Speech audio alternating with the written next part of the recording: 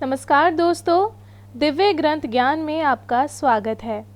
आज हम बात करने जा रहे हैं भारत की प्रमुख पवित्र नदियों के बारे में, यानी कि गंगा, यमुना और सरस्वती।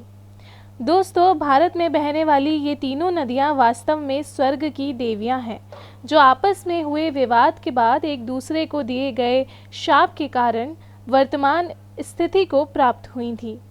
जी हाँ दोस्तों, पुरानी कथा के अनुसार भगवान विष्णु की 3 पत्नियां यानी लक्ष्मी, गंगा और सरस्वती थी। एक दिन गंगा ने भगवान विष्णु से कहा कि आप तो लक्ष्मी और सरस्वती से अधिक स्नेह करते हैं। इसके बाद गंगा और सरस्वती के बीच वाद विवाद होने लगा। दोनों के बीच विवाद गहरा होता देख विष्णु बैकुंठ से बाहर चले गए।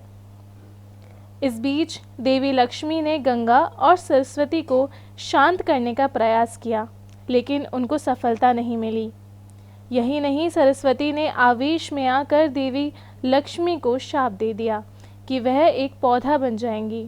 इसके बाद सरस्वती ने गंगा को शाप दिया कि वह नदी बनकर पृथ्वी पर जाएं और पापी मनुष्यों के पाप को समेटें। इसके बाद देवी गंगा ने भी क्रोध में आकर सरस्वती को शाप दे दिया कि तुम भी पृथ्वी पर नदी बनकर पापियों के पाप का भागी बनोगी।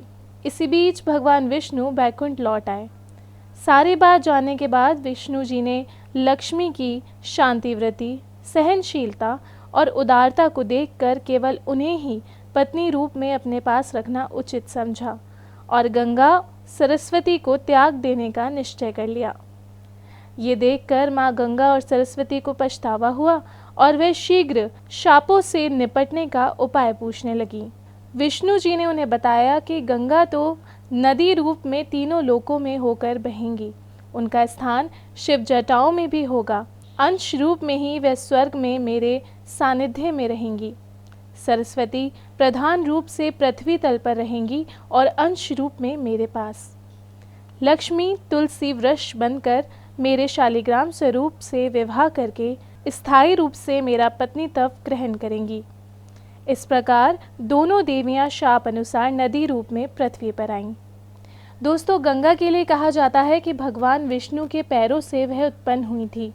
तीनों देवों ब्रह्म, विष्णु और महादेव के स्पर्श के कारण पवित्र मानी जाती हैं। कलयुग में गंगा का भविष्य पुराणों में कहा गया है कि सरस्वती के श्राप से भारतवर्ष में आई गंगा की अवधि पूरी हो जाने पर, यानी कलयुग की समाप्ति पर, पुनः भगवान श्री हरि की आज्ञा से बैकुंठ चली जाएंगी। दोस्तों, आइए जानते हैं यमुना नदी के बारे में। हिंदू पौराणिक ग्रंथों के अनुसार यमुना नदी यमराज की बहन है और उनके पिता सूर्य हैं।